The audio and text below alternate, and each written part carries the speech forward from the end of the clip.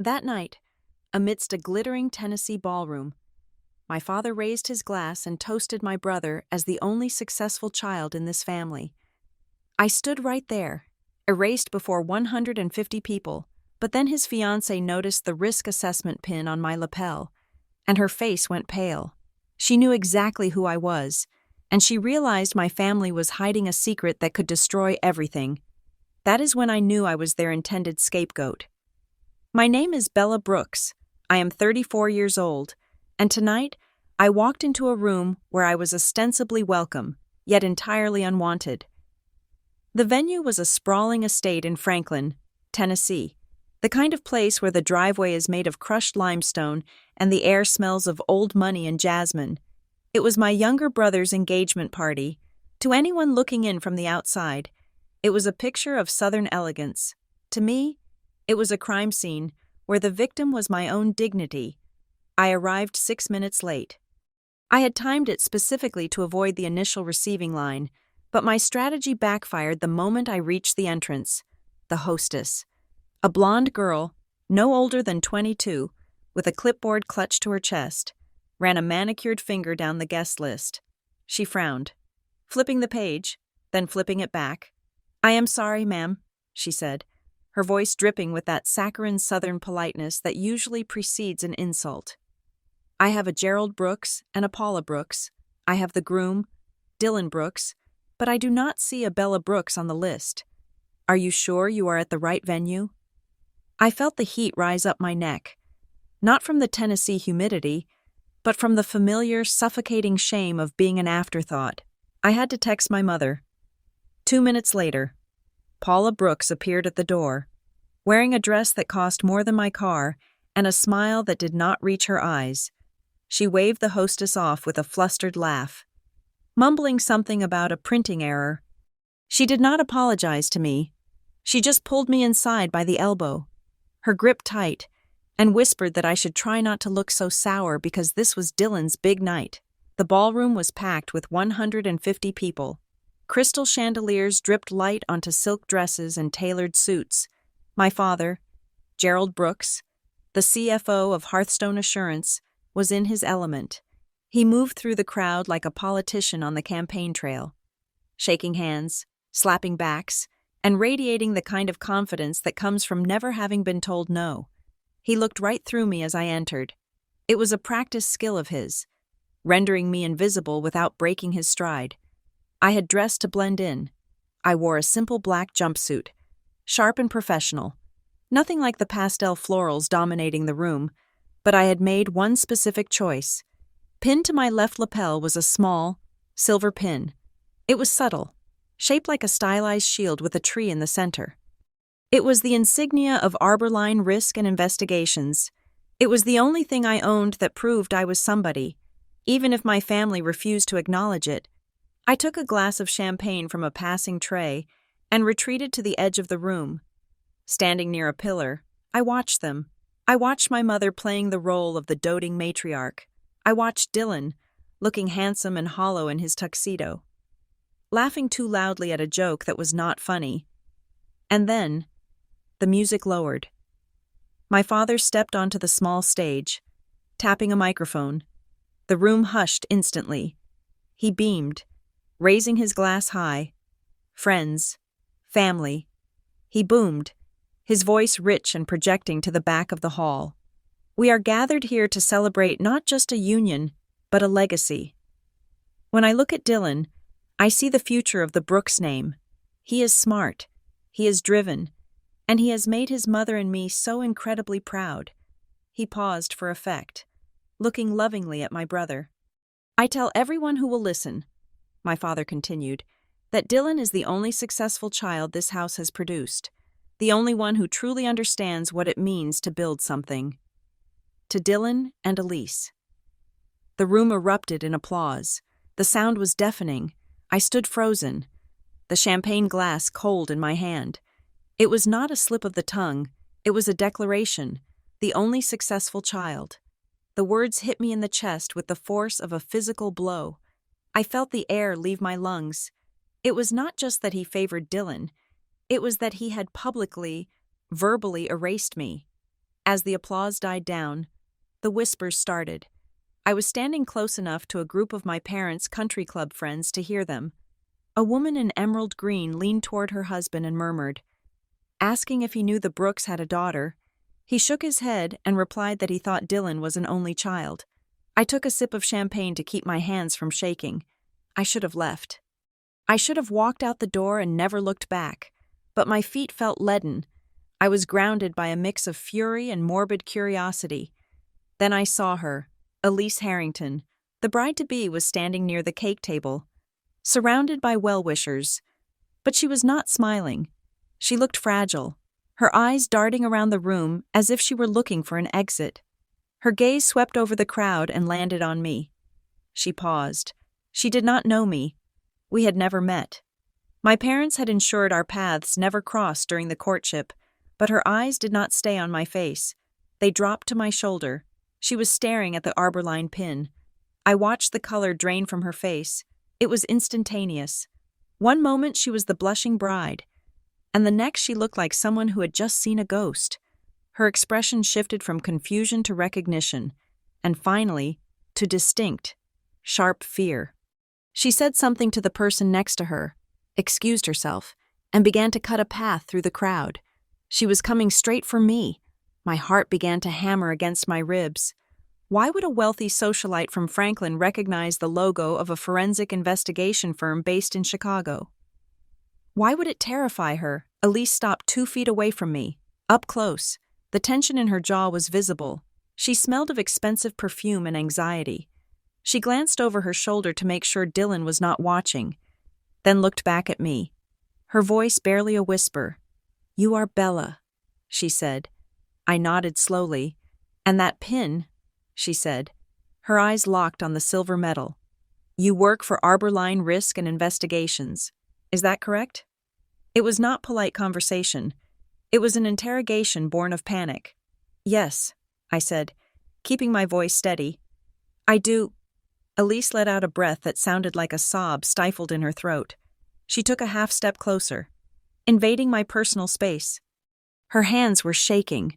In her left hand, concealed partially by the folds of her dress, she was clutching a small, thin, cream-colored envelope. She looked at me with an intensity that unsettled me. It was the look of someone drowning who has just spotted a life raft, but is terrified the raft might be full of holes. "I need to know," she whispered, so low I had to lean in to hear her. "Are you here for the wedding, or are you here because of the file?" I frowned. "What file?" I asked. Elise did not answer. She glanced at the envelope in her hand. On the corner of the paper, written in shaky blue ink, was a single letter E. Before I could ask another question, she looked up at me, her eyes pleading. "They think you are invisible, Bella," she said, "but I know what you do, and I know you are the only one who can see what is actually happening in this room." She tried to hand me the envelope, but pulled it back at the last second as Dylan's laughter roared from the center of the room. She shoved the paper into my hand, her fingers ice cold against mine. "Hide this," she hissed. I looked down at the envelope. I looked at the fear in her eyes, and in that moment, the humiliation of my father's toast evaporated, replaced by the cold, hard instinct of an investigator. I was no longer just the unwanted daughter. I was someone who had just been handed a piece of a puzzle I did not know I was playing. And as I slid the envelope into my pocket, I realized my father was right about one thing. I was not the success story he wanted. I was something much more dangerous. To understand why I slid that envelope into my pocket without hesitation, you have to understand the economic policy of the Brooks household. In the corporate world, companies have assets and they have liabilities. In the perfectly manicured suburb of Franklin, amidst the 2-car garages and the lawns that were edged with surgical precision, my father ran our family with the same cold calculation he applied to Hearthstone Assurance. Dylan was the asset, the high-yield bond expected to mature into greatness. I was the liability, the operating cost to be minimized until I could be offloaded to someone else. The indoctrination started early, subtle as a gas leak. It was in the way my mother, Paula, would spend her weekends on her knees in the garden, pruning hydrangeas to win the Neighborhood Association Award, while lecturing me on the importance of being pleasant. It was in the garage where Dylan's brand new mountain bike sat next to my rusted hand-me-down that we had bought at a yard sale. It was in the way my father spoke about the family name, as if Brooks were a royal title that had to be protected, but only the male heir carried the crown. I remember the distinct texture of my resentment during my teenage years. It felt like grit in my teeth. Dylan was ferried to private lacrosse camps and SAT prep courses that cost thousands of dollars. When I asked for a tutor because I was struggling with advanced chemistry, my father peered over his newspaper and told me that girls only needed to learn enough to run a household budget, not a laboratory. He said it casually, without malice, which made it worse. It was just a fact of his universe, like gravity or taxes. The breaking point, the moment that severed my emotional tether to them long before I physically left, happened during the spring of my senior year. It was a dinner that my mother had spent 2 days preparing. Roast beef, mashed potatoes with enough butter to stop a heart, and the good china that was usually reserved for Thanksgiving. The air in the dining room was thick with performative celebration.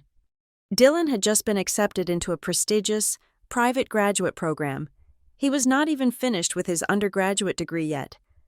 But my father was already mapping out the next 5 years of his life. I watched my father cut into his steak, the knife squeaking against the porcelain. He took a sip of red wine and looked at my brother with a gaze that I can only describe as hungry. It was the look of a man admiring a statue he had commissioned. "We are going to make this happen.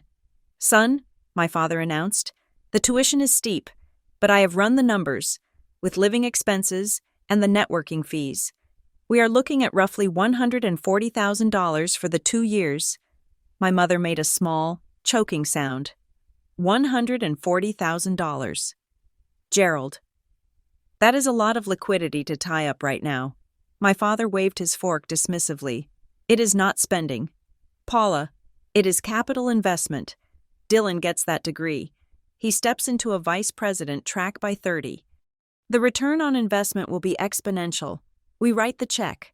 I sat there, pushing peas around my plate. $140,000. It was a number so large it felt abstract, like the distance to the moon. I cleared my throat. The sound seemed to echo in the sudden silence. I got my financial aid package for state today, I said. My voice was steady, though my hands were shaking in my lap. I have a partial scholarship, but I'm still short about $6,000 for the year. If I could just get a loan from you guys, I would pay it back with interest once I graduate. My father stopped chewing. He placed his fork down and turned his head slowly toward me. It was the same blank, unbothered expression he had worn at the party when he erased my existence. He looked at me not with anger, but with genuine confusion, as if the toaster had just asked for a retirement plan. "Bella," he said, wiping the corner of his mouth with a linen napkin. "We have discussed this. Resources are finite. We have to place them where they yield the best result. But it is $6,000, I argued, my voice rising a fraction. You are giving Dylan $140,000. I am asking for 4% of that." He sighed, the long, suffering sigh of a man burdened by the stupidity of others. He leaned forward, his elbows on the table, and looked me dead in the eye. "You are a pretty girl. Bella, you are smart enough. You do not need degrees to secure a future. You just need to find a husband. That is your path. Why should I pay for a degree? You are just going to hang on a wall while you raise children." The room went dead silent. The grandfather clock in the hallway ticked loudly. Tick, tock, tick, tock. I looked at my mother. She was staring intently at her mashed potatoes. Her face flushed. She knew it was wrong. I knew she knew, but she said nothing. She took a sip of water and refused to meet my eyes. Then I looked at Dylan. This is the moment I replay when I feel my resolve weakening. Dylan was 22 years old. He heard our father reduce my entire existence to a breeding vessel. He heard the gross inequity of the numbers. 140,000 for him, 0 for me. Dylan looked up, met my gaze for a split second, and then looked back down at his plate. He cut another piece of roast beef and put it in his mouth. He chewed, he swallowed, he said nothing. His silence was a signature on the contract. It was his acceptance of the loot. He knew that for him to have the surplus, I had to have the deficit. He was okay with that trade. I did not scream. I did not flip the table. I simply nodded, as if accepting a business proposition. "Okay," I said softly. "I understand." I excused myself, walked upstairs to my room, and closed the door. I did not cry. Crying implies a hope that things might change, a plea for sympathy. I had no hope left, and I wanted no sympathy. I opened my laptop and began searching for jobs that offered night shifts, waitressing at the all-night diner, stocking shelves at the grocery store, anything that paid cash and did not ask questions. That night, I drafted a mental document, a declaration of independence. I swore to myself that I would never, ever ask Gerald or Paula Brooks for a single cent again, not for rent, not for a wedding, not for a funeral, if money was their language of love. I would learn to speak a different dialect entirely. Later that night, my phone buzzed. It was a text from my mother. "Your father is just tough because he worries. He loves you. Do not be dramatic." I stared at the glowing screen in the dark. "He loves you." It was the greatest lie she ever told. You do not starve the people you love while feasting in front of them. You do not look at your daughter and see a broodmare and look at your son and see a king. I deleted the message without replying. The next morning, I woke up before the sun. I watched through the window as my father walked to his luxury sedan, the one that cost more than my entire 4-year education would have. I watched Dylan jog out to join him, laughing at something my father said. They looked like a team, a closed circuit. I looked at the tuition bill on my desk, and then I looked at the 3 job applications I had printed out. I realized then that the family had already picked their winner. The race was fixed. But what they did not account for was that by cutting me loose, by forcing me to claw my way up from zero, they were inadvertently training me. They were making Dylan soft, padded by their cash and their connections, but they were making me sharp. They were making me dangerous. And as I packed my bag to leave for a shift at a coffee shop that paid $7.25 an hour, I knew something they did not. Assets can depreciate. But liabilities sometimes, if you are not careful, a liability can burn the whole house down. The next 4 years were not measured in semesters or grade point averages. They were measured in shifts, in caffeine headaches, and in the specific, greasy smell of hash browns that I could never quite scrub out of my hair. While Dylan was enjoying the curated existence of a fraternity legacy, spending his weekends at tailgates, and his summers networking at internships my father arranged, I was living a life that felt less like education and more like survival training. I worked 3 jobs to keep the lights on in my studio apartment, a place so small that if I stretched my arms out, I could touch the refrigerator and the bathroom door at the same time, from 5 in the morning until 11. I waited tables at a diner called The Skillet. It was the kind of place where truckers and hungover college students came for cheap eggs. I learned to balance 4 plates on one arm and how to smile when a customer left a tip of 75 cents on a $30 bill. From noon until 4, I shelved books at the university library, a job that paid minimum wage but offered the mercy of silence. And on weekends, I tutored wealthy freshmen who were too hungover to understand macroeconomics, charging them $20 an hour to do the homework they should have done themselves. I chose my major with the cold precision of an assassin selecting a weapon: accounting and finance. It was not because I had a passion for tax codes. It was because numbers were the only language my father respected. He worshipped the bottom line, so I decided I would learn his scripture better than he knew it himself. I wanted to understand how money moved, how it hid, and how it could be used to suffocate a person or liberate them. There were moments when I almost broke. I remember a Tuesday in November of my sophomore year. My car, a rusted Honda that was older than most of the students on campus, died in the middle of an intersection. The mechanic told me it was the alternator and it would cost $450 to fix. I had $42 in my bank account.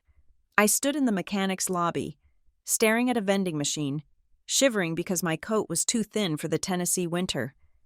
I had a fever of 101 degrees, a sinus infection I could not afford to treat because antibiotics cost money I needed for rent. I looked at my phone.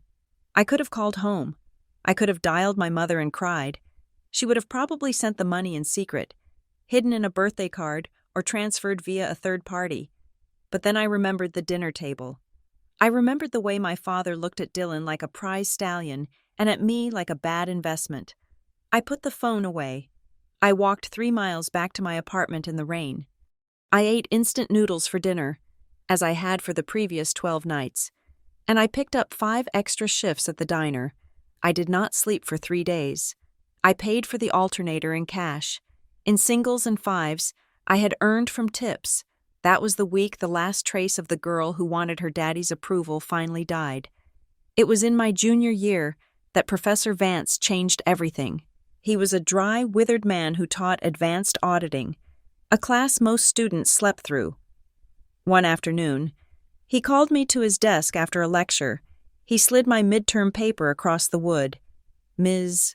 Brooks," he said, peering at me over his spectacles. "Most students look at a balance sheet and see math. They check if the assets equal the liabilities. But you did something different with this case study." I stiffened. Expecting criticism, "You ignored the totals." He continued. "You looked at the timing of the inventory write-offs relative to the quarterly earnings report. You found a pattern that was technically legal but ethically wrought." He tapped the paper with a bony finger. "You do not look at numbers like a mathematician. You look at them like they are fingerprints at a crime scene. Have you considered forensic accounting?" That was the first time I heard the term. Forensic accounting, the art of following the money to find the lie. It was a revelation. I realized I did not just want to count money. I wanted to hunt it. I took his advice. I overloaded my schedule with electives in fraud examination and criminal justice. I landed an internship at a small, scrappy audit firm downtown.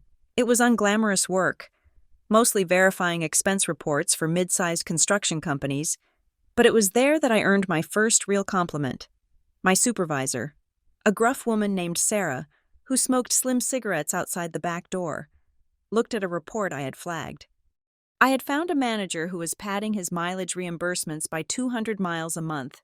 "You have the eyes of an investigator, kid," she told me, exhaling a plume of smoke. "You see what people are trying to hide." That sentence fed me more than any meal I had eaten in years. Graduation day arrived under a scorching May sun. The university stadium was packed with families holding balloons and bouquets of flowers.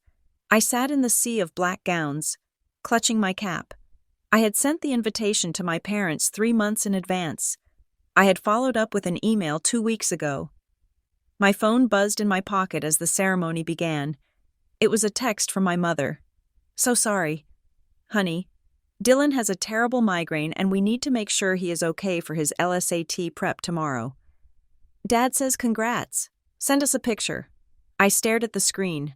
A migraine. My brother had a headache. So my parents were missing the day their daughter graduated magna cum laude. It was so absurd it was almost funny. When they called my name Bella Brooks, I walked across the stage.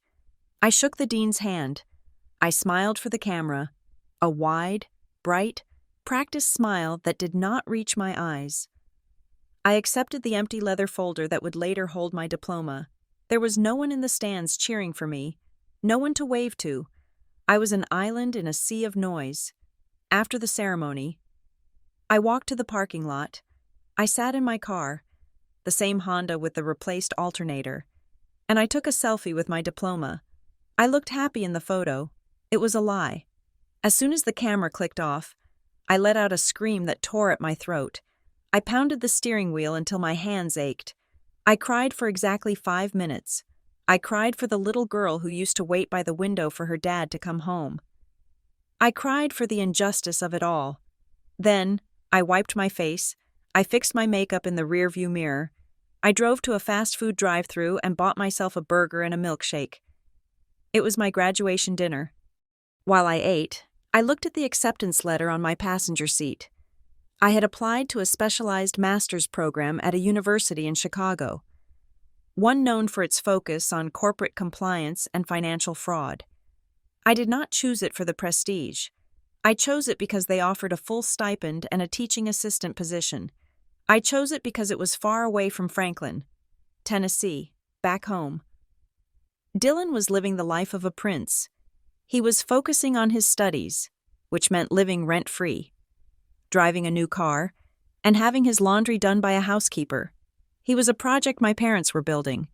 But as I put the car in gear and drove toward the interstate, leaving the town that had erased me, I realized something. They were building a statue out of Dylan, something pretty and hollow that would crack under pressure. I was building myself out of steel. I had forged myself in the fires of exhaustion and neglect. I touched the diploma on the seat next to me. If they only respect power, I whispered to the empty car, then I will build so much power that they will have no choice but to see me. I drove north, toward Chicago, toward Arbor Line, and toward the person I was destined to become. I was done being the daughter. I was ready to become the hunter. Chicago suits me. It is a city of sharp angles and biting winds, a place where business is conducted with a brutality that feels honest compared to the passive-aggressive sweetness of the South. I landed a position at Arbor Line Risk and Investigations, a boutique firm on Wacker Drive that specializes in corporate fraud, compliance failures, and the kind of financial discrepancies that people kill to keep hidden. My colleagues were former FBI agents, retired prosecutors, and intelligence officers. I was the anomaly. I was the quiet girl with the accounting degree who could look at a spreadsheet and see a narrative. I quickly developed a reputation within the firm. The senior partners called me the thermostat because I never raised my temperature, while other investigators would slam their hands on the table and threaten suspects with prison time to get a confession. I took a different approach. I used silence. I remember a specific interrogation with a vice president of a logistics company who had been siphoning off $3 million over 5 years. I sat across from him in a glass-walled conference room. I placed a single sheet of paper in front of him. It was a graph showing the correlation between his shipping routes and the bank deposits of a shell company in the Cayman Islands. I did not say a word. I just looked at the paper, then looked at him. I waited. 4 minutes passed. The silence in the room became heavy, suffocating. He started to sweat. He loosened his tie. Finally, he cracked. He started talking just to fill the empty space, and within 10 minutes, he had admitted to everything. I did not need to scream. The truth is loud enough if you know how to amplify it. My biggest success came 6 months before my brother's engagement, a prominent family foundation. The kind that splashes its name across hospital wings and university libraries, came to us in a panic. Their endowment was bleeding, and they did not know why. I spent 3 weeks living inside their ledgers. I traced the hemorrhage to a trusted uncle who was categorized as a portfolio manager. He was using the charity fund to cover his gambling debts in Macau. When I presented the findings to the family board, I saved them from a federal indictment and a public relations nightmare. They looked at me with a mix of awe and terror. I was the person who had saved them, but I was also the person who knew their dirtiest secret. I kept this life completely compartmentalized. To my family in Franklin, I was essentially a glorified secretary. During our obligatory Sunday phone calls, my mother would ask about my week with a tone of distracted pity. "So, are you still doing that office work?" "Bella," she would ask, "is it terribly boring staring at a computer all day?" "It pays the bills." "Mom," I would say, "it is fine." I never corrected her. I never told her that office work involved tracking money laundering schemes for cartels or auditing the shadow accounts of senators. I learned that in a family that refuses to see you, invisibility is not a curse, it is a tactical advantage. If they thought I was nobody, they would never see me coming. In contrast, the legend of Dylan Brooks was growing to mythical proportions. My father would get on the line, his voice booming with pride. "Your brother is killing it, Bella," he would say. "He just landed a massive account with a medical technology firm. He is flying to Boston, then to San Diego. The boy is a shark. He is going to be running that company in 5 years.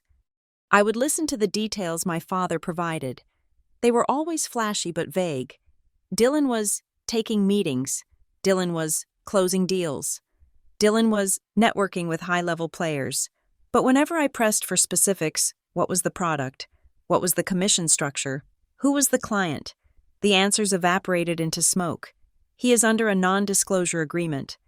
My father would snap. You would not understand the high-level strategy. Bella, it is not just simple arithmetic like you do. I let it slide. I let Dylan play the golden boy. I let him wear the mask of the successful executive while I built a career on tearing masks off. Then came the Tuesday before the engagement party.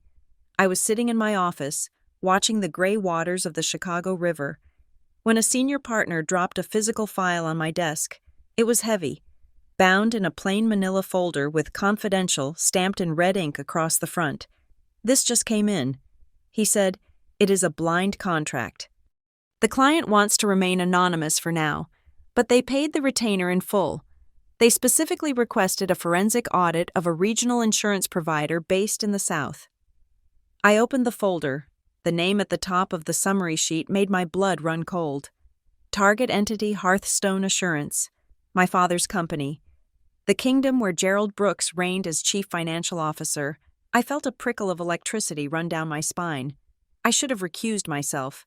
Conflict of interest protocols were strict at Arborline, but I did not close the file. I turned the page. The allegations were specific and damning. There were claims of inflated asset valuations, improper transfers of reserve funds, and a series of consulting fees paid to entities that had no physical address. It was a classic embezzlement structure, but executed with a sophistication that suggested someone at the very top was pulling the strings. I scanned the whistleblower's initial report included in the file. It was typed, brief, and desperate. Check the discretionary spending accounts. Check the tuition reimbursements for employees who do not exist. The rot starts in the CFO's office. I stopped breathing for a second. The CFO's office. That was my father. My eyes moved to the bottom of the page. The whistleblower had not signed their full name. There was just a single, handwritten letter in the signature block, penned in shaky blue ink. E. I stared at that letter. E. Who was E? An executive assistant, a disgruntled accountant, a mistress. I closed the folder and slid it into my briefcase. My hands were steady, but my mind was racing. I was not just going home for a party anymore. I was going home on an assignment. The timing was too precise to be a coincidence. Someone knew who I was, and someone knew exactly where to send the gun they wanted fired. I packed my suitcase for Tennessee. I packed my black jumpsuit and my heels, and at the last moment, I took my Arborline lapel pin out of my jewelry box and fastened it to the fabric. It was a risk. It was a signal. If there was someone at that party who knew about the investigation, I wanted them to see me. As I boarded the plane to Nashville, I realized the irony. My father had spent his life telling me I was worthless, that I was nothing without a husband to validate me. He had paid for Dylan's education and ignored mine, and now, the skills I had forged in the dark, the very career he dismissed as office work, were the only things capable of dismantling his empire. I was walking into the lion's den, but for the first time in my life, I was not the prey, I was the hunter, and I was bringing the evidence with me. 3 hours before I arrived at the estate, my phone had buzzed on my kitchen counter. It was my mother, Paula. Her voice was tight, pitched an octave higher than usual, a frequency she only hit when she was trying to manage the optics of a disaster. "Bella," she said, skipping the greeting, "we need you to come tonight. It would look strange if you were not there in the photos. But please, honey, do not make this difficult for your father. Stay in the background. Let Dylan have his moment."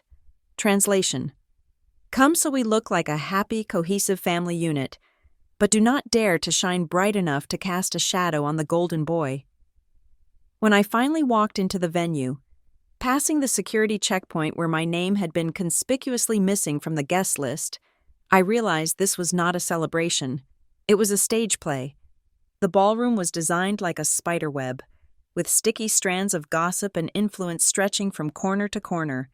Every laugh felt rehearsed. Every clink of a glass sounded like a gavel striking a block. I had barely taken a sip of my drink when Dylan found me. He did not look like a man about to marry the love of his life. He looked like a man who had bet his mortgage on a horse that just broke its leg. His tuxedo was impeccable, but there was a sheen of sweat on his upper lip that the air conditioning could not fix. "Bella," he said, his voice low and urgent. He gripped my elbow, his fingers digging into the fabric of my jumpsuit. "I am glad you came. Just do me a favor. Okay, stay here. Do not go mingling with the investors near the bar. They are talking business, and I do not want you confusing them with whatever it is you do." I pulled my arm away. "Whatever it is I do," I repeated, my voice cool. "You mean forensic accounting?" "The thing I have a master's degree in." Dylan flinched. "Keep it down. Just, look, Dad is on edge. Just smile and wave." "Okay, don't start talking numbers."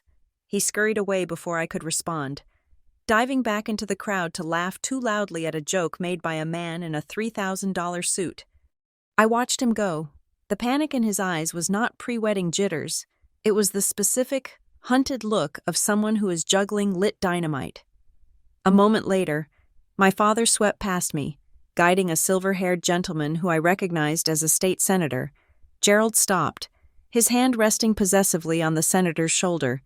He gestured vaguely in my direction. "And this is my daughter, Bella," he said, his tone dismissing me even as he introduced me.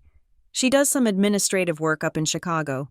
Filing, data entry, that sort of thing. Anyway, Senator, about the zoning permits for the new development." He turned his back on me before I could even extend a hand. Administrative work, data entry. He had reduced my career. A career built on unearthing complex financial crimes, to paper shuffling. It was a power move. By defining me as small, he made himself feel large. I stood there, feeling the anger simmer in my gut, when Elise reappeared at my side. She had composed herself since our first encounter near the entrance, but her eyes were still wide, darting around the room to ensure we were not being watched. She stepped into my personal space, turning her back to the room so it looked like we were just sharing a sisterly confidence. I put it together. She whispered. Her voice was trembling. "The name, Brooks. I did not make the connection because you go by Bella. And the report just said, B. Brooks." She looked up at me, and for the first time, I saw the intelligence behind the fear. "Harrington," she said. "My last name is Harrington. Does that ring a bell?" "Bella." The air left my lungs. The Harrington Family Foundation, the case I had closed 6 months ago, the charity that had been bleeding money because the uncle was embezzling funds for gambling debts. I had saved that family from ruin, but I had also exposed a deep, rotting betrayal within their bloodline. "You are that Harrington," I said softly, "the niece." Elise nodded. "I was in the boardroom when you presented your findings. I sat in the back. You were terrifying. You stood there in a gray suit and dismantled my uncle's life with 3 spreadsheets. You did not yell. You just laid out the truth until he had nowhere left to hide." She took a sip of her champagne, her hand shaking so hard the liquid rippled. "When I saw you tonight, when I saw the Arborline pin, I thought you were here for me. I thought you had found something on me." She paused, swallowing hard, but then I realized, "You are his sister. You are Dylan's sister." Elise looked across the room at Dylan, who was now wiping his forehead with a handkerchief while my father lectured him. Her expression was not one of love, it was one of horror. "He lied to me, Bella," she whispered. "He told me he was a partner in a tech firm. He told me his assets were tied up in offshore bonds for tax purposes. But when I asked to see the paperwork for the prenuptial agreement, he stalled. He got angry. He said I did not trust him." She turned back to me, her eyes locking onto mine.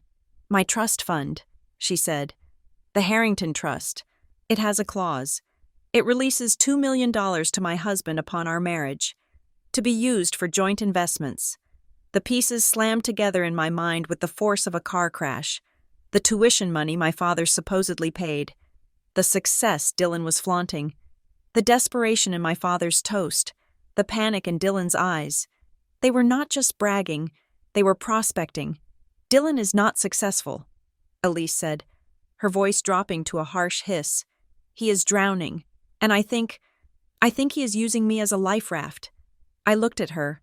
I saw the same look on her face that I had seen on the faces of dozens of victims before they realized they had been conned. But this was not a stranger. This was the woman my brother was about to marry. Elise, I said, my voice steady, my investigator mode fully engaged. What is in the envelope? She touched the pocket of her dress where she had hidden the letter marked E earlier. It is a tip, she said. I sent it to your firm anonymously a week ago. I did not know it would be you. I just knew I needed the best. I looked past her, toward the stage where the microphone stood waiting. My father was making his way back to the podium, looking like a ringmaster preparing for the main event. He was smiling, but his eyes were hard. The party was not a celebration. It was a closing ceremony for a merger. My family was trading their son for her $2 million, and they had dressed it up in silk and flowers to hide the transaction, and I was standing in the middle of it, the only person who knew how to read the ledger. I looked at the stage. Then I looked at Elise. Hold it together, I told her, because if you are right, this party is about to get very ugly. You stood in front of the board of directors, Elise said, her voice barely audible over the swelling string quartet. You stood there for 3 hours. My uncle tried to charm you. He tried to bully you. He even tried to bribe you. And you just looked at him. You looked at him until he stopped talking. She took a shaky breath, her eyes darting to my brother across the room, then back to me. If you are here, Elise whispered, it means you know how to spot a counterfeit. You can see when the numbers do not add up in a ledger, and you can see when they do not add up in a person. I did not deny it. There was no point. The recognition in her eyes was absolute. She was not seeing her future sister-in-law anymore. She was seeing a human lie detector test. And she was terrified of what the results would be. You are scared. I said simply, you are not scared of me. You are scared of what you think I'm going to find. Elise gripped her champagne flute so hard I thought the stem would snap. I am not scared of what you will find, Bella, she replied, her voice turning brittle. I am scared that you have already found it. Before I could press her, a hand clamped down on Elise's bare shoulder. It was heavy, possessive, and sweating. Dylan had returned. He slid between us, his back effectively blocking me from Elise's view, creating a physical wall. He was smiling, but the smile was all teeth and panic.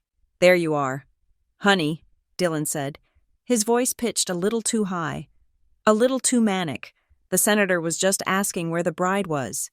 We can't have the guest of honor hiding in the corner with— He paused, glancing back at me with disdain.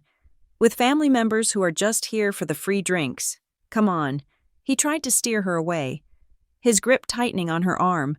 It was a subtle move, one that looked like affection to the room, but felt like coercion up close. Elise planted her feet.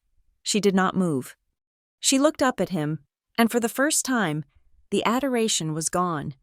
In its place was a cold, sharp calculation that mirrored my own. I am talking to your sister. Dylan, she said. Dylan's smile faltered. We can talk to Bella later. Right now. We need to network. Dad says the partners from the venture capital firm are arriving. I am not done, Elise said. The refusal hung in the air between them. Dylan blinked, stunned. He was not used to resistance. In the Brooks family dynamic, women were expected to be decorative and agreeable. Suddenly, the air pressure in the circle dropped. My father, Gerald, materialized next to us. He did not rush. He glided, carrying the weight of his authority like a loaded weapon. He placed one hand on Dylan's back and the other on the table, leaning in with a benevolent, terrifying calmness. Is there a problem here? Gerald asked. His voice was low, smooth, and utterly devoid of warmth. We have 150 guests watching. Let us not make a scene. Let us not ruin the narrative. He looked at me when he said narrative. It was a warning. Get back in your box. Bella. Elise looked at Gerald, then at Dylan. She took a step back, creating space, breaking the physical hold Dylan had on her. I just had a question for Dylan, she said. Her voice was quiet, but it was steady. Gerald raised an eyebrow. Well, surely it can wait until... It cannot. Elise interrupted. She turned to Dylan. She did not look at his face. She looked at his hands, which were twitching at his sides. You told me you were finishing your certification next month, she said. You said the paperwork was just delayed at the board. Dylan laughed. A nervous, hacking sound. Elise, baby, this is not the time for... Where is it, Dylan? She asked. The question was a blade. I called the state board yesterday. Elise continued. They have no record of an application. They have no record of a Dylan Brooks sitting for the exams. They have no record of you at all. So I'm asking you, right now, before we cut that cake, where is the license? Dylan looked like he had been slapped. He opened his mouth, but no sound came out. He looked at Gerald, silently begging for a bailout. Gerald stepped in, his voice hardening. Elise, darling, these bureaucratic systems are a nightmare. I have seen files get lost in the system for months. Dylan has been working incredibly hard. You know that. I can make a few calls in the morning and sort this out. It was a masterclass in gaslighting. Blame the system, validate the effort, defer the proof. But Elise was not buying it. She shook her head. It is not just the license, is it? She whispered. She looked at me. She needed confirmation. She needed me to be the auditor one last time. My trust fund, Elise said. Turning back to Dylan, the Harrington Trust. You know the terms. It releases $2 million to us upon the signing of the marriage certificate. But there is a clause. Section 4, paragraph 2. Dylan went pale. He knew the clause. I could see the knowledge of it draining the blood from his face. Full financial disclosure. Elise recited, the trust requires an independent audit of both spouses' assets and income sources to ensure the funds are not being used to cover pre-existing liabilities. She took a step closer to him. You pushed for the wedding to be moved up, she said.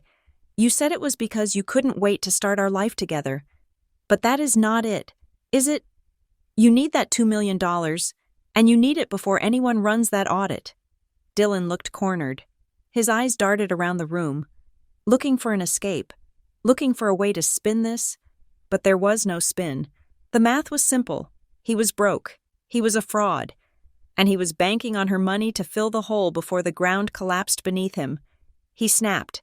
He turned on me, his face twisting into a mask of ugly, childish rage.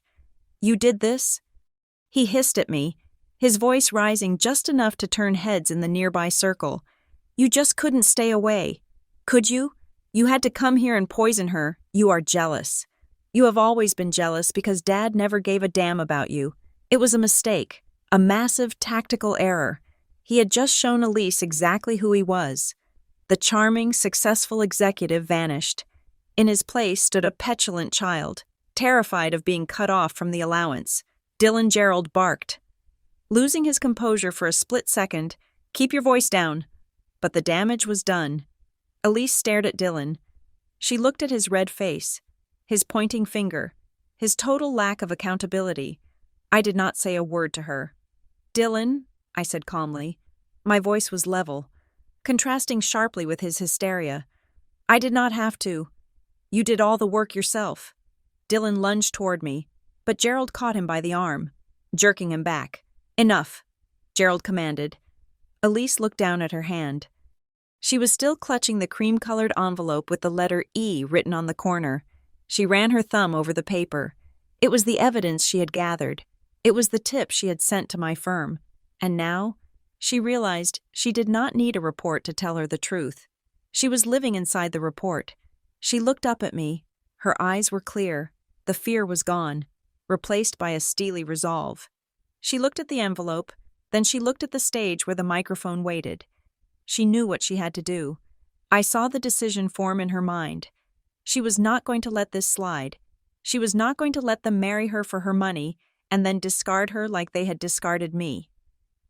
Elise tucked the envelope back into her pocket. She smoothed her dress. "I think it is time for the speeches," she said.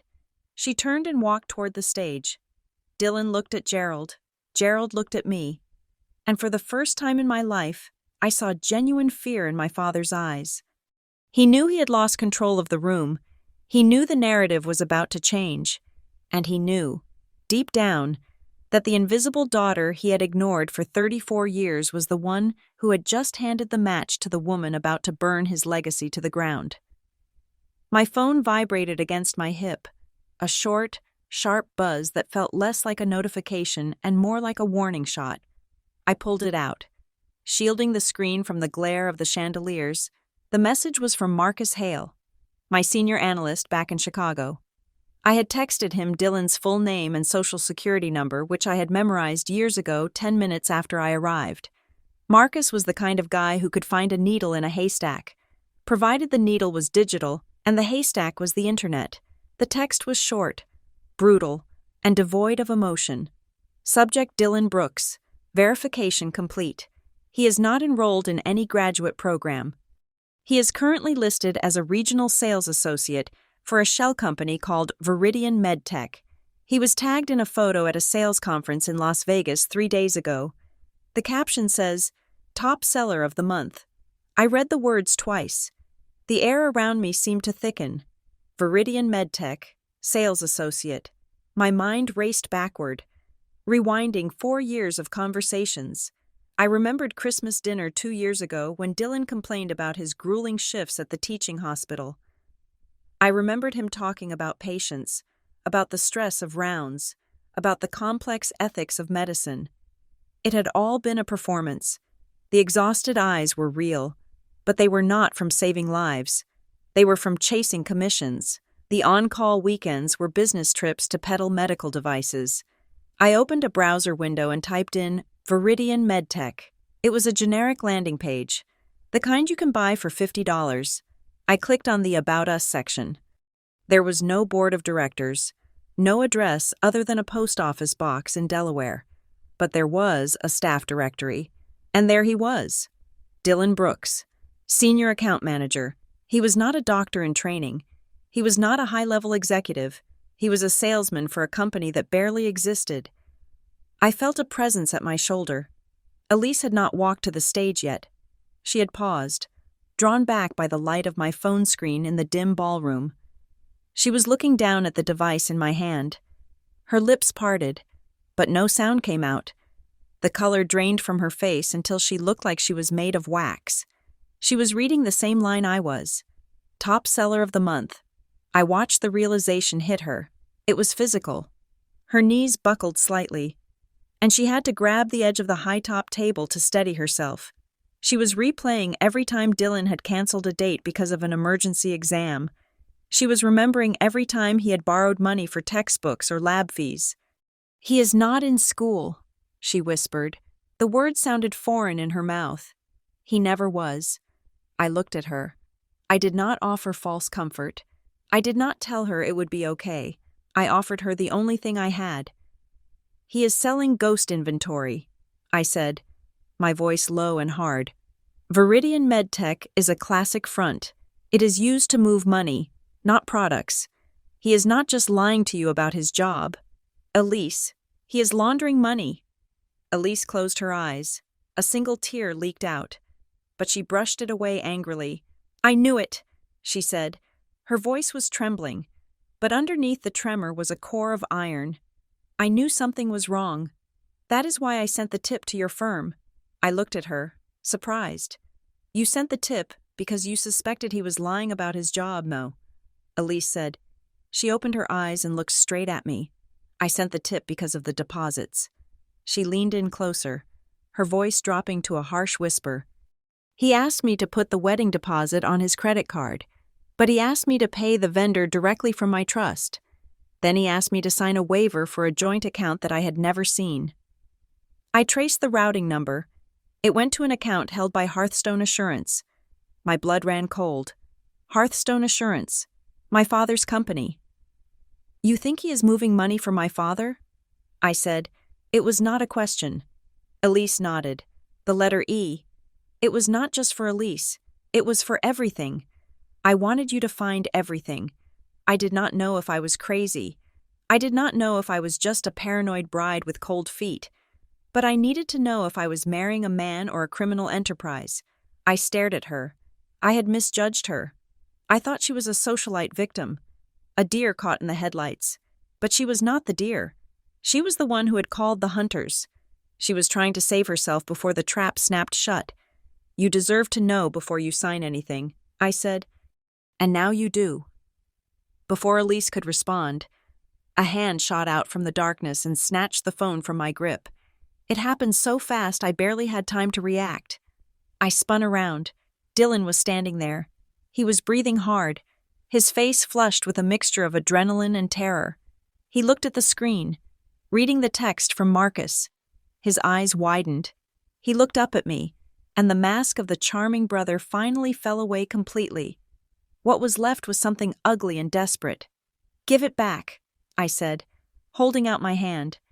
Dylan laughed. It was a wet, broken sound. He shoved the phone into his own pocket. "You think you are so smart, Bella," he spat. "You think you can just waltz in here with your little investigator badge and blow this up. You have no idea what is at stake." He stepped closer to me, invading my space. He smelled of scotch and fear. "You do not understand," he hissed. "I am not doing this for fun. I am doing this because I have to." "Because Dad makes you?" I asked. Dylan flinched. The name struck a nerve. "You shut up," he said. "You do not talk about him.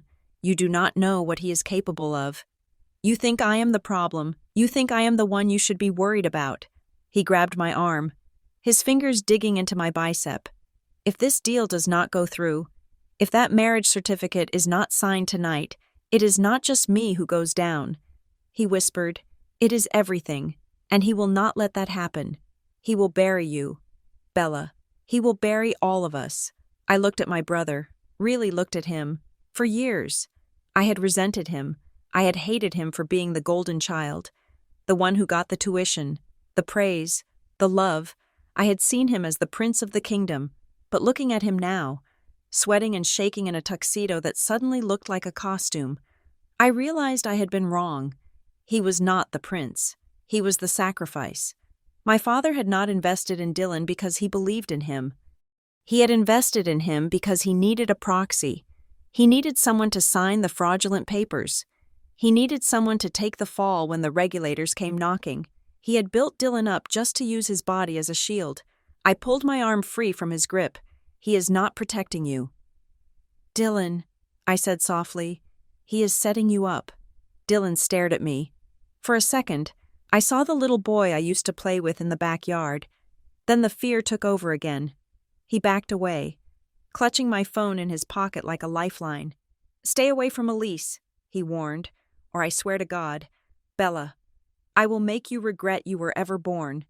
He turned and disappeared into the crowd, heading straight for the bar. I stood there, my heart hammering against my ribs. I looked across the room. My father, Gerald Brooks, was standing near the orchestra. He was laughing at something a guest had said. He looked calm. He looked powerful. He looked like a man who had never lost a night of sleep in his life. And that is when the true horror of the evening settled over me. Dylan was just a pawn. He was clumsy, emotional, and weak. He was not the villain of this story. The monster was the man in the $3,000 suit who was currently raising a glass of champagne to his own genius. My father had turned his son into a criminal and his daughter into a ghost. And he had done it all with a smile. I looked at Elise. She was still standing by the table, her hand over her mouth. "Go to the stage." I told her, "Do what you have to do." I turned back to face my father. The game had changed. I was not just here to expose a lie. I was here to kill the king. I did not let him walk away. I followed Dylan through the crowd, moving with the fluid, predatory grace I had learned tracking targets through busy train stations in Chicago. He was heading for the service exit near the kitchens, a narrow hallway lined with stacked chairs and discarded trays of hors d'oeuvres. It was the only place in the building where the veneer of perfection peeled away to reveal the ugly mechanics underneath. I caught him just as he was loosening his tie. His back pressed against the cold plaster wall. He looked wrecked. The sweat on his forehead had broken through the makeup he was wearing for the photos. I grabbed his lapel and shoved him further into the shadows, out of sight of the catering staff. "Tell me the truth," I said. My voice was not a request. It was a command. "What are you holding for, Dad?" Dylan laughed, a sound that was half sob. He slid down the wall until he was crouching, looking up at me with eyes that were red-rimmed and hollow. I did not just fail the program. "Bella," he whispered. "I never even started the second year. I dropped out 26 months ago." I stared at him. 26 months, for over 2 years. He had been waking up, putting on a suit, and pretending to go to a campus he was no longer welcome at. "Does he know?" I asked. Dylan looked at the floor. "Of course he knows. He knew before I did. The dean called him personally." Then why, I asked, my mind trying to reconcile the logic. Why is he throwing you a party? Why is he bragging about you to senators? Why did he pay $140,000 for a degree you do not have? Dylan looked up, and his expression shifted from pathetic to cruel. He did not pay it. "Bella." He kept it. The words hung in the stale air of the hallway. "He never sent the tuition checks," Dylan said, his voice flat. "He showed Mom the stubs, but he voided the transfers. He used the money to patch a hole in the Hearthstone liquidity pool. He needed the cash flow to cover a bad quarter, and my education was the easiest asset to liquidate. He told me to keep my mouth shut. He told me if I played along, if I pretended to be the star student, he would set me up with Viridian MedTech, and I would make more money than a lawyer anyway." I felt a wave of nausea. My father had not just indulged his son, he had cannibalized him. He had stolen his son's future to balance his own books, and then forced Dylan to live a lie to cover the theft. "But that is not the worst part, is it?" I asked. "Because money is just money. You are terrified of something else." Dylan wiped his nose with the back of his hand. He looked at me with a strange mixture of pity and malice. "He told me something tonight," Dylan said softly. "When I told him Elise was asking questions about the license, when I told him I was scared the whole thing was going to blow up, what did he say?" "He told me to relax," Dylan said.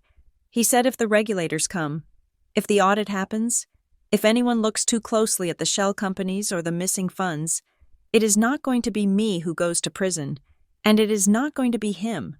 I frowned. "That is impossible. You are the signatory on the Viridian accounts." "No," Dylan said. "I am not." He stood up slowly, dusting off his tuxedo pants. He looked me right in the eye, and for the first time, I saw the trapdoor open beneath my feet. He said he has a contingency plan. He calls it the liability account. I felt a prickle of ice at the base of my neck. "What does that mean?" I asked. Dylan took a step closer. "Do you remember your sophomore year of college?" he asked. "Do you remember when you called home crying because your credit score dropped 150 points overnight? You thought someone had stolen your identity." I froze. I remembered it perfectly. It was the winter of my 20th year. I had been rejected for a student apartment because my credit report showed 3 maxed-out credit cards and a defaulted personal loan I had never heard of. I had spent 6 months fighting with bureaus, filing affidavits, and living in my car because I could not sign a lease. I had assumed it was a random hacker. I fixed it, paid off the small disputes with my waitress tips, and locked my file. "It was not a hacker, was it?" I whispered. Dylan shook his head. "It was Dad. He needed a place to park some toxic debt for 6 months to clear a compliance check. He used your social security number. He opened the lines, drained them, and then defaulted. He figured you were a student. You were broke anyway, so nobody would notice." I felt the blood drain from my face. My father had not just refused to pay for my college. He had actively financed his fraud using my name. He had treated his daughter like a burner phone, something to be used and discarded. But I fixed it. I said, my voice shaking. "That was years ago." Dylan smiled, a grim, humorless twisting of his lips. You fixed the credit score. Bella. You did not fix the file. He leaned in, his whisper sounding like a scream in the quiet hallway. He has a folder. Bella. It is in his safe. It contains loan applications, board minutes for Viridian MedTech, and authorization forms for the offshore transfers. And they are all signed by you. I stopped breathing. He has been practicing your signature for 10 years, Dylan said.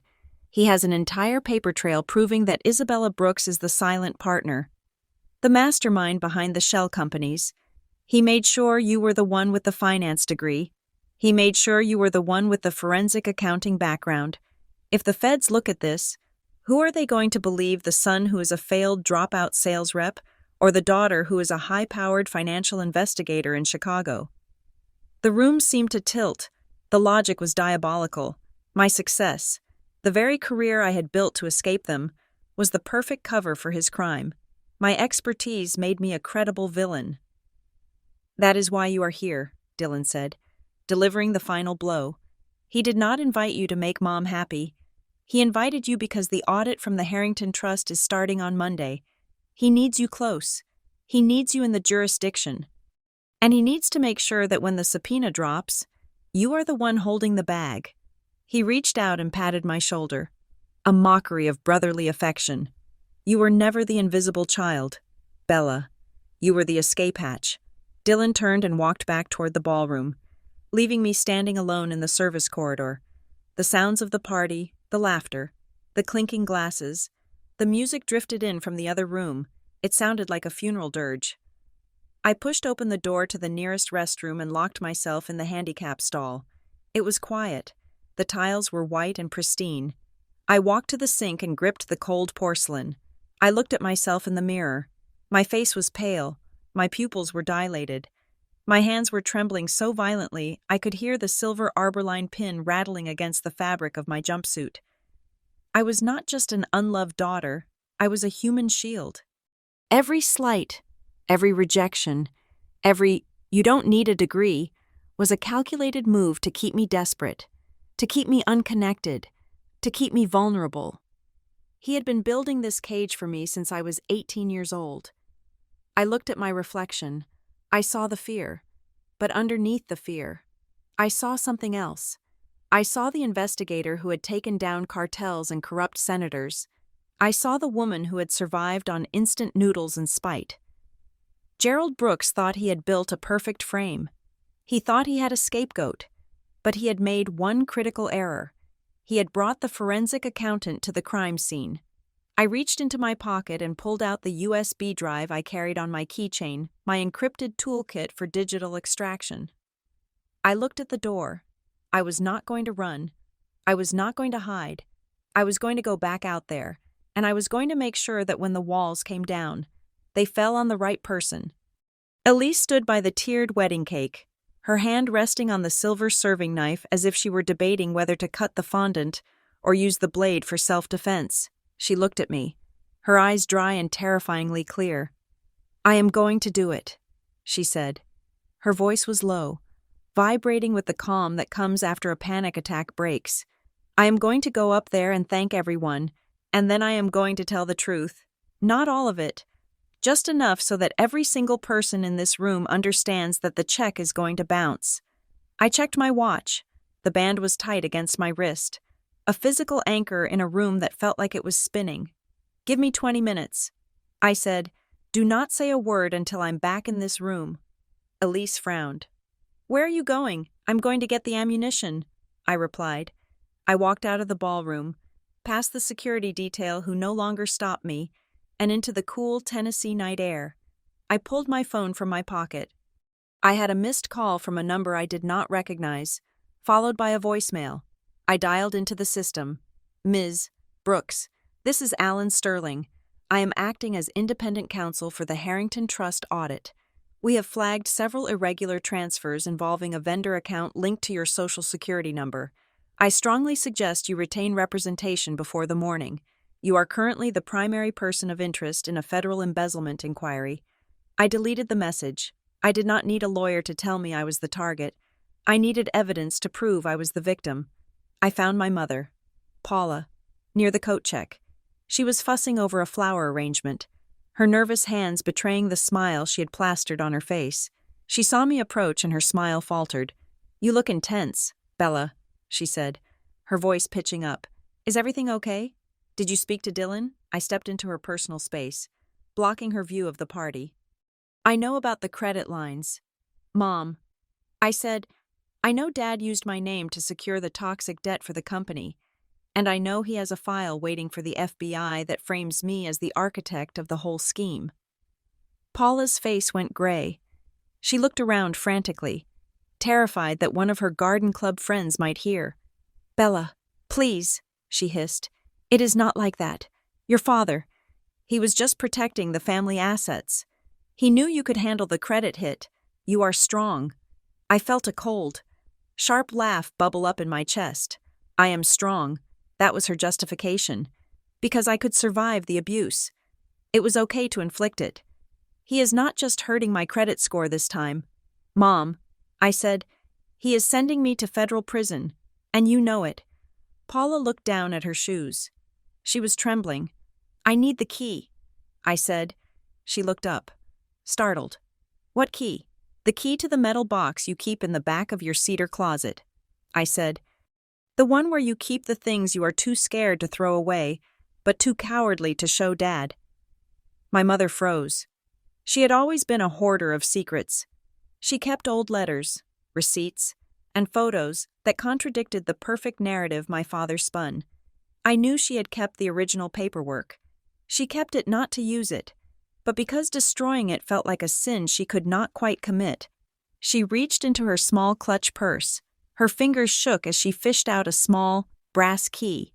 She pressed it into my hand, her skin clammy against mine. "He told me to burn them," she whispered. I closed my fingers around the cold metal. "You should have." I left her standing there and ran to my rental car. The drive to my childhood home took 11 minutes. I drove with the precision of a getaway driver, my mind cataloging every stop sign and every turn. The house was dark when I arrived. It looked like a mausoleum, a monument to a family that had died years ago. I let myself in. The air smelled of lemon polish and silence. I ran up the stairs to the master bedroom, pushed open the heavy cedar doors of the closet, and fell to my knees. I shoved aside my father's expensive Italian suits and pulled out the battered metal lockbox from beneath a stack of quilts. I inserted the key. It turned with a stiff click. I threw the lid open. There it was, the autopsy of my life. I found the loan applications from my sophomore year, signed with a forgery of my signature that was so good it made my stomach turn. I found the incorporation papers for Viridian MedTech, listing Isabella Brooks as the sole proprietor, but at the bottom of the box, beneath the lies, I found the truth. It was an envelope made of thick, yellowed paper. The handwriting on the front was spidery and familiar. It was from my grandmother, Rose, who had passed away the summer before I started college. "For Isabella," the envelope read, "so she does not have to ask anyone for anything." I opened it. Inside was a letter and a carbon copy of a cashier's check. "My dearest Bella," the letter read, "I know your father does not value the things you value. He sees the world in numbers, but you see it in people. I have left $50,000 in a trust for your education. Do not let him tell you that you cannot be whatever you want to be." I looked at the date on the check copy. It was dated 2 weeks after her funeral. Then I looked at the second document stapled to it.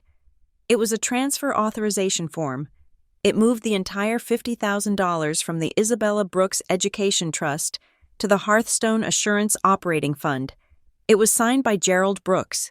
He had not just refused to pay for my college. He had stolen the money my grandmother left me to pay for it myself. He had stolen my inheritance, looked me in the eye at that dinner table, and told me I did not need a degree. He had funded his company with my dead grandmother's love and my stolen future. I did not scream. I did not cry. The reaction was something colder, deeper. It was the feeling of a switch being flipped in the dark. I was no longer a daughter seeking validation. I was a prosecutor holding the murder weapon. I took the papers. I took the letter. I took the flash drive from my pocket and scanned the documents using a portable scanner app on my phone, uploading them directly to the secure Arborline server. Then I drove back to the party. I walked into the ballroom with the yellowed envelope in my hand. The room was buzzing with the anticipation of the speeches. I saw my mother standing near the entrance, wringing her hands. She looked at me, saw the envelope, and covered her mouth. I walked straight up to her. I did not whisper. "You knew." I said. Paula shook her head, tears leaking from her eyes. "I did not know he took it all. Bella, I thought he just borrowed it.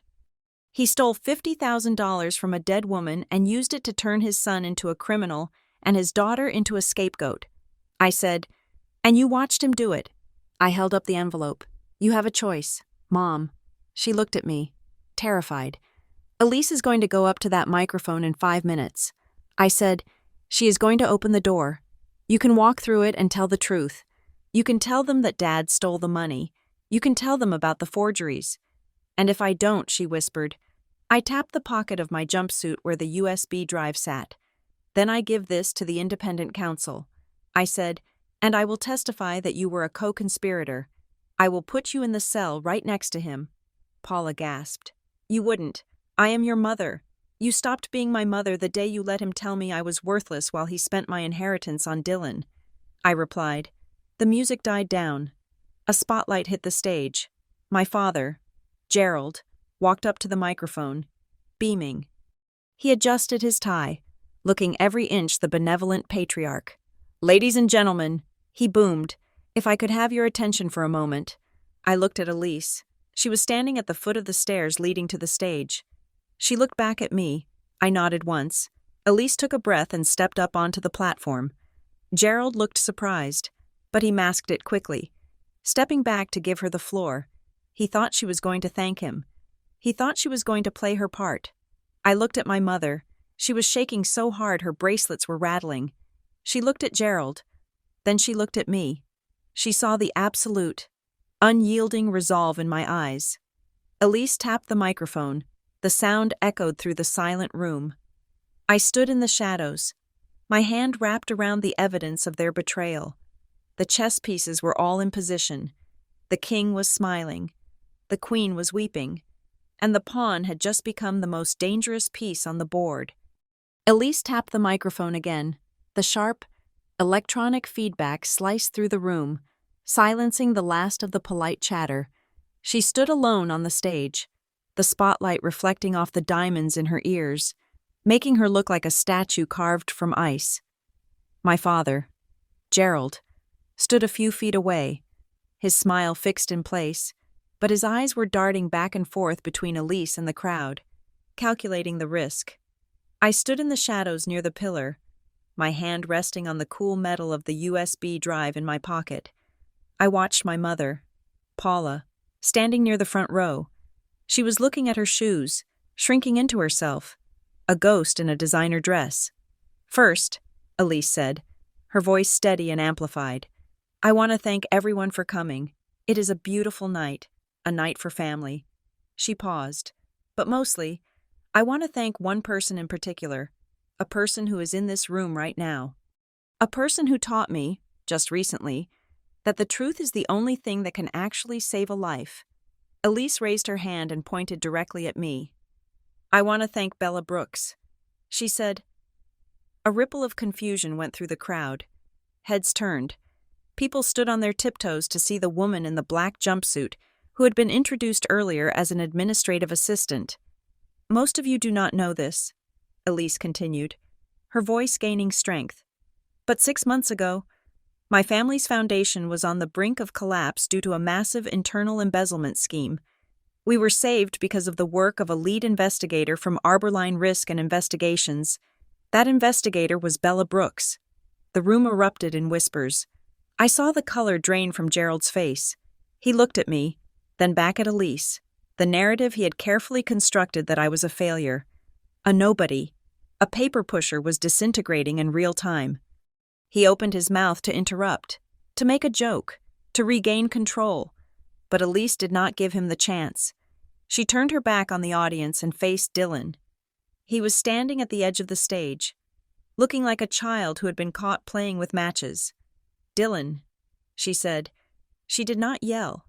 She asked the question with the calm curiosity of a prosecutor. "I asked you a question earlier, and you did not answer me, so I'm going to ask you again. In front of the people you claim to respect." She took a step closer to him. "Do you have the medical license you told me you were receiving next month? Do you have the master's degree? Your father claims he paid $140,000 for Dylan," opened his mouth. He stammered. He looked at Gerald for help, but Gerald was frozen, paralyzed by the sudden shift in power. I stepped out of the shadows. I walked into the light, my heels clicking rhythmically on the hardwood floor. "He does not," I said. My voice was not amplified, but in the dead silence of the ballroom, it carried to every corner. I looked at the guests. I looked at the senator. I looked at the investors. I ran a verification check through the state board database and the university registrar this morning. I stated, using my professional voice, the one that made CEOs sweat, "There is no record of a Dylan Brooks enrolled in any graduate program for the last 26 months. There is no license pending. There is no certification. It does not exist." The silence that followed was heavy, suffocating. It was the sound of a lie dying. Dylan's face twisted into an ugly snarl. He pointed a shaking finger at me.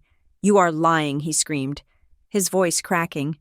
"She is lying. She has always been jealous of me. She is trying to ruin this family because she is miserable." He turned to Elise, reaching for her hand. "Baby, listen to me. She is crazy. You know she is." Elise pulled her hand back as if he were burning her. She reached down to her left hand and slid the diamond engagement ring off her finger. It clattered onto the stage, spinning loudly before coming to rest at Dylan's feet. "I do not marry men I do not know," Elise said, "and I certainly do not marry investments." Gerald lunged forward. He grabbed the microphone, his politician mask slipping to reveal the tyrant underneath. "All right, that is enough," he boomed, his voice shaking with rage. "This is a private family misunderstanding. We are all emotional. Elise, honey, you are distraught. We will go into the study and sort this out. Everyone, please, the bar is still open." He tried to wave the band back into playing, tried to sweep the disaster under the rug of social niceties. "No," I said. I walked to the edge of the stage. I looked up at my father. I was not the little girl asking for a loan anymore. I was the executioner. "This is not a misunderstanding, Gerald, and it is not private." I turned to face the crowd. I saw the independent counsel, the lawyer Elise had tipped off, standing near the back. He was watching me intently. My father did not just lie about Dylan's education. I said, my voice cutting through the air.